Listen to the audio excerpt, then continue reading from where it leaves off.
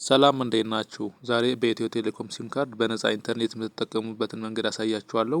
አፕሊኬሽኑ ቲኤክስቴንል ይባላል። ፕላይ ስቶር ላይ ሄዳችሁ ቲኤክስቴንል ብላችሁ ሰርች አድርጋችሁ አፕሊኬሽኑን ኢንስቶል ታደርጉታላችሁ ማለት ነው።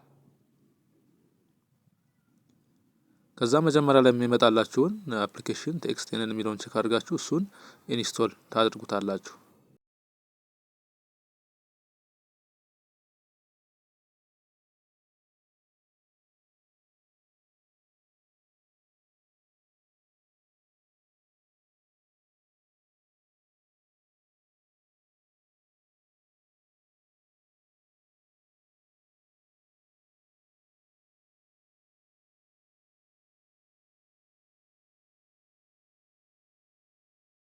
አፕሊኬሽኑን ኢንስቶል አድርጋችሁ እንደጨረሳችሁ ኦፕን ትሉታላችሁ።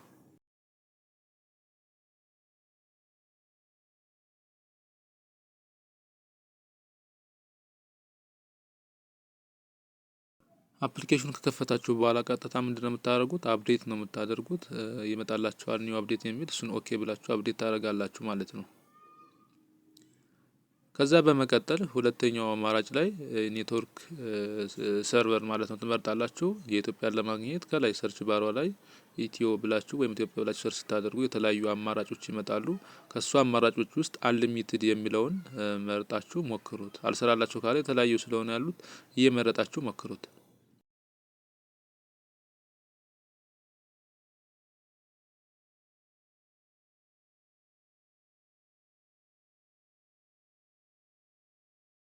ኔትወርክ ከመረጣችሁ በኋላ ከስር ስታርት የምትላለች ስታርት ትሉታላችሁ። ኮኔክሽን ሪኩዌስት ይጠይቃችኋል። እሱንም ኦኬ ትሉታላችሁ።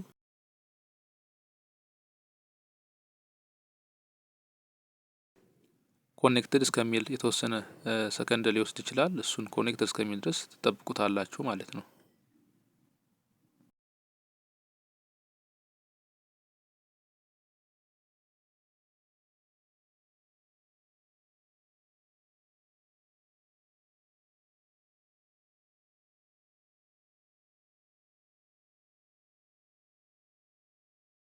አፕሊኬሽኑን ለማውረድ ብቻ ዳታ ያስፈልጋችኋል ወይም ዋይፋይ ያስፈልጋችኋል።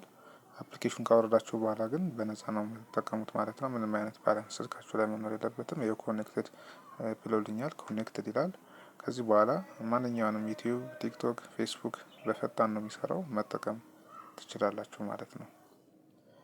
እንደዚህ አይነት ቪዲዮዎች እንዲደርሳችሁ ቻናሌን ሰብስክራይብ አድርጉልኝ፣ ቪዲዮንም ላይክ አድርጉልኝ። አሁን ቲክቶክ እንዴት እንደሚሰራ ላሳያችሁ።